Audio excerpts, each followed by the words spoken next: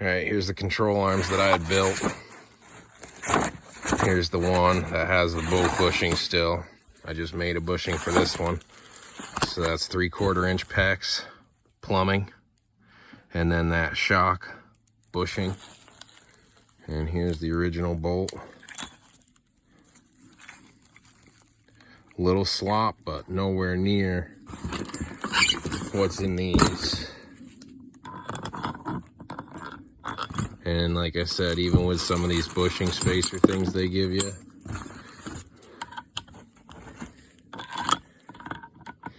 I think that's better, but it's still not as good as this thing. So that's what I'm going with. I'm going to use these arms that I built. I think they're stronger. Steel's more rugged. I'll use 2 of these for the top arms probably. And then who knows what I'll do with the spare 2. But here's a look at what I'm doing. I'm going to try to put this in. See how that goes. And I was also going to mention, online it says that this is an easy install. And that may be true if the bolts don't freeze in and you got to cut them and one side breaks. So something to keep in mind. And I'll get a better look at the other end just so you can see just how twisted, and it's even cracked to the point where it was going to let go at any day. It couldn't have went that much longer the way it was, but that's a look at that. This is out now. Cut that roughly the same, but it looks like I was off by a little bit. So I'll either have to bend that in. I should have cut it down just a little bit more. Yeah, I could see it. It's just a little bit off.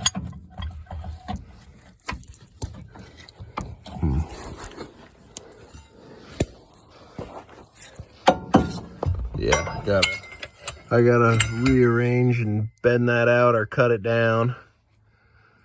I guess I'll just cut it down and keep the camera rolling.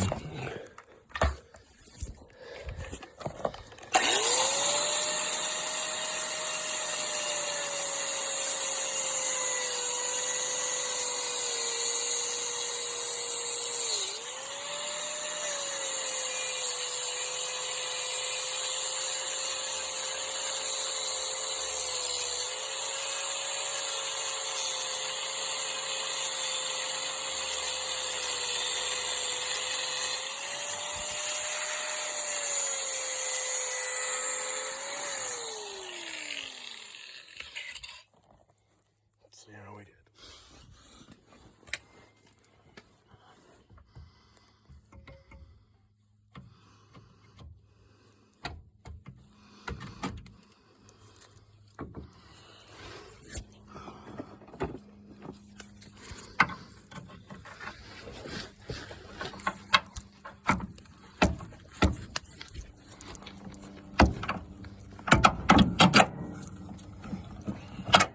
Okay. There's that one. And now I'm gonna have to probably hook the tractor and pull the arm forward, or the axle forward.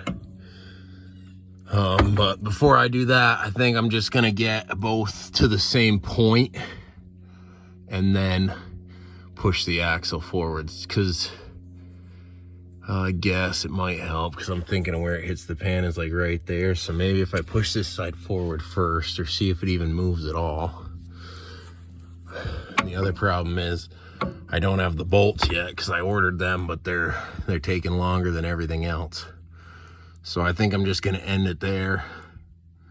That's the start of that one. I'll get that one out all the way. So I got both the control arms out.